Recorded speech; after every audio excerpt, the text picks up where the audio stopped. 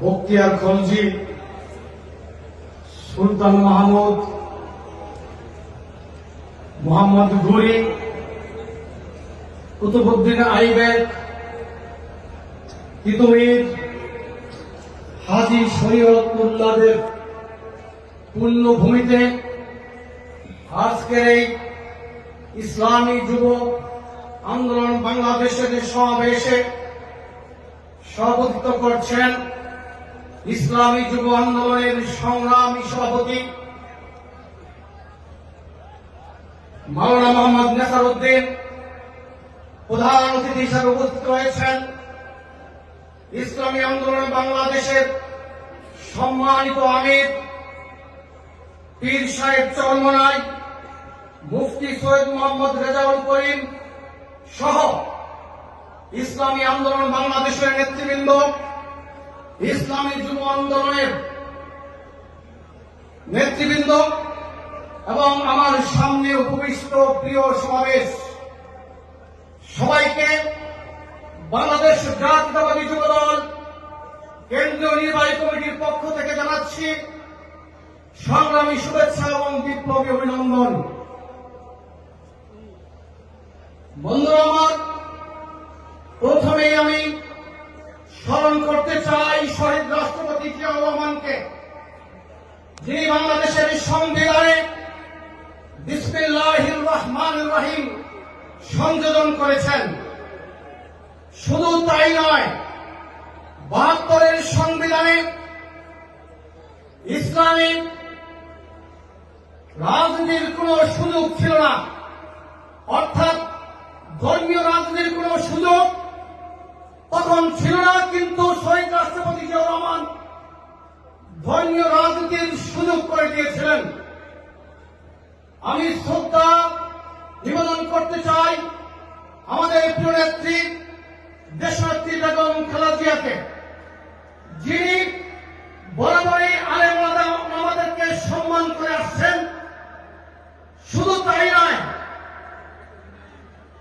কওমি সনদকে তিনি স্বীকৃতি দিয়েছিলেন।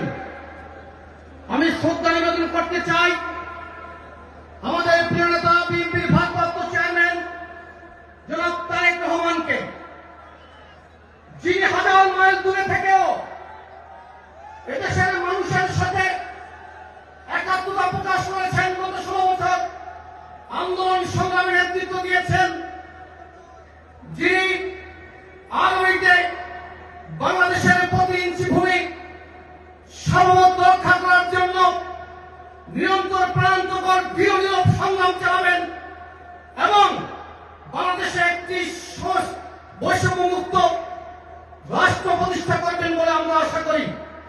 বন্ধুরা আমার, গত ১৬ বছর আলেম ওলামাদের উপরে জুলুম করা হয়েছিল। বন্ধুরা আমার,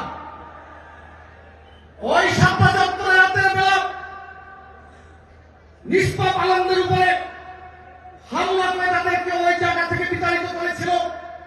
শুধু তাই নয়, আলেম ওলামাদেরকে জেলখানার অন্ধকার প্রকোষ্ঠে আটকে রাখা হয়েছিল।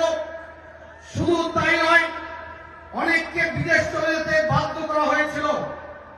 আমি বলতে চাই, আজকে এই যে ইসলামী যুব আন্দোলনে যে সকল যুবক প্রবুদ্ধ হয়েছেন, তারা হল বাংলাদেশের আগামী দিনের শক্তি। কারণ যে কোনো সভ্যতা যুব সমাজের শক্তি এবং সাহসের উপর নির্ভর করে বিকশিত হয়। বন্ধুরা আমার,